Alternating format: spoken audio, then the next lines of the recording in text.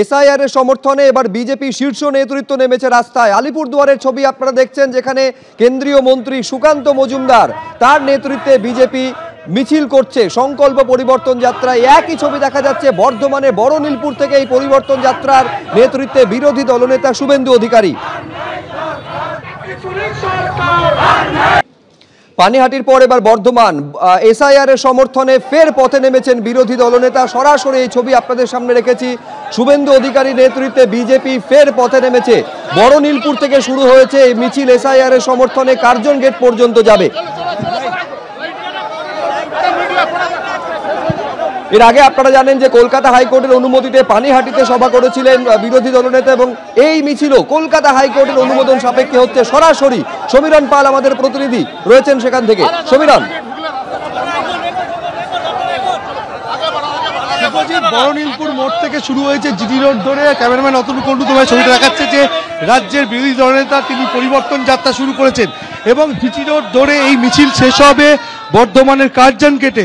সেখানে একটি সভা রয়েছে, বিক্ষোভ সমাবেশ রয়েছে, এবং জিটি রোড ধরে এই মুহূর্তে এগিয়ে চলেছেন বিরোধী দলনেতা শুভেন্দু অধিকারী।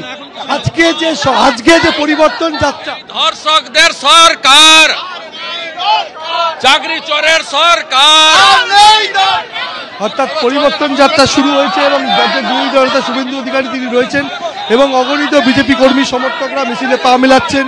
মিছিল শেষ হবে বর্ধমানের কার্জন গেটে, এবং পানিহাটির পর বর্ধমানে পরিবর্তন যাত্রা এবং জিটি রোড ধরে এই পরিবর্তন যাত্রা যাবে বর্ধমানের কার্জন গেটে, এবং সেখানে একটি বিক্ষোভ সমাবেশ করবেন রাজ্যের বিরোধী দলনেতা। এবং এই মুহূর্তে জিটি রোড ধরে মিছিল এগিয়ে চলছে। ক্যামেরাম্যান অতুল কুণ্ডু ছবিটা দেখাচ্ছে যে রাজ্যের বিরোধী দলনেতা এবং তিনি মিছিলে সামিল হয়েছেন, এবং জেলা একেবারে দলীয় পতাকা হাতে শুভেন্দু অধিকারী নেতৃত্বে পথে নেমেছেন বিজেপির কর্মী এবং সমর্থকেরা। বড়নীলপুর থেকে শুরু হয়েছে, কার্জন গেট পর্যন্ত যাবে এই মিছিল।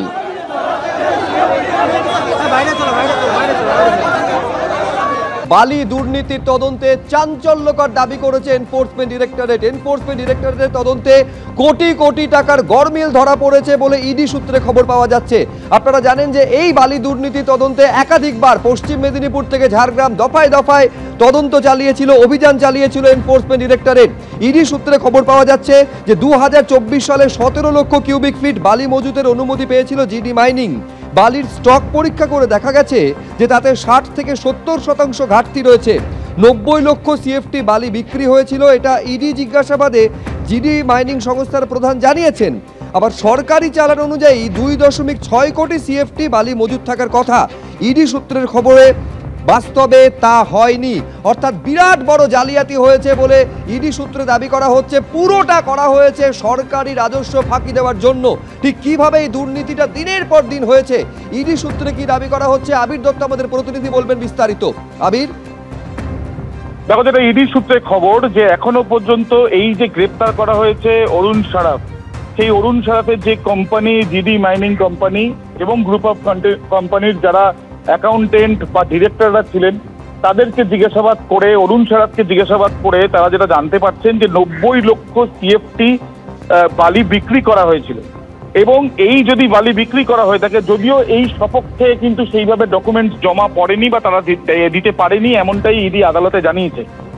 এই যদি 90 লক্ষ সিএফটি বালি বিক্রি হয়ে থাকে, তাহলে সেই ক্ষেত্রে তার যে অনুমোদন রয়েছে, সে যতটা বালি রাখতে পারবে সেই অনুযায়ী 2.6 কোটি সিএফটি বালির স্টক থাকার কথা।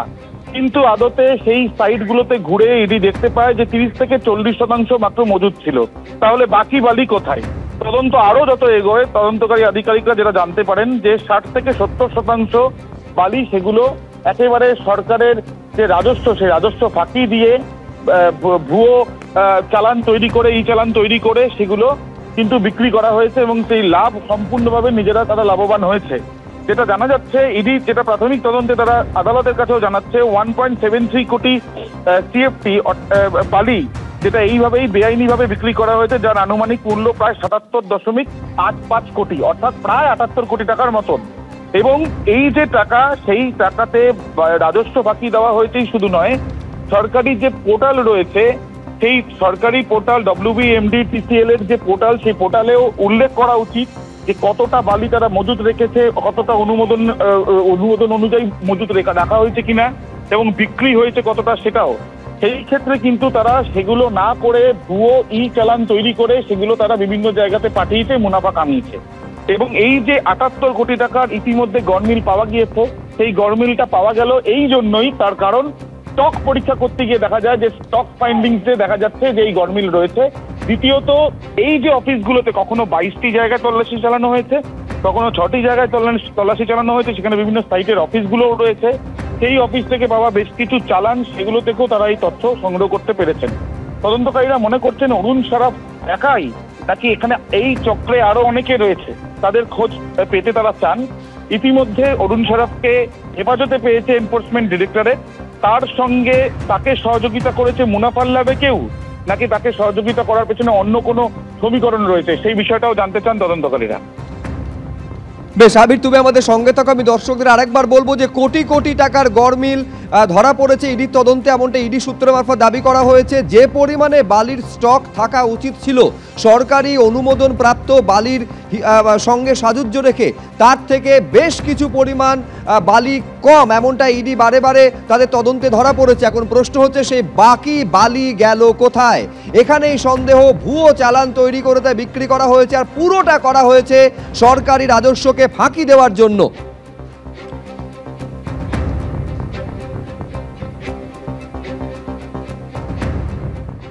যদি পিএমএলএ আইনের 66 সাবক্লজ 2-তে দেখা যায়, ইভেন বিজয় মাদলাল চৌধুরী স্পেসিফিকভাবে বলে দিয়েছে যে ED enforcement directorate is not empower to investigate the predicated offence.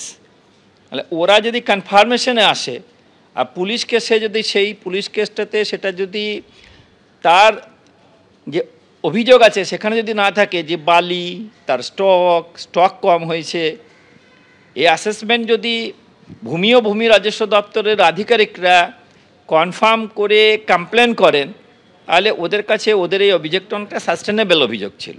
ভূমি রাজস্ব দপ্তরের আধিকারিকরা কমপ্লেন করেছিলেন স্টকের শর্টফল নিয়ে। তো সুতরাং এটা শুধু বলার জন্যই বলেছে, আদালত আছে, পরবর্তীকালে এটা নিয়ে ভাব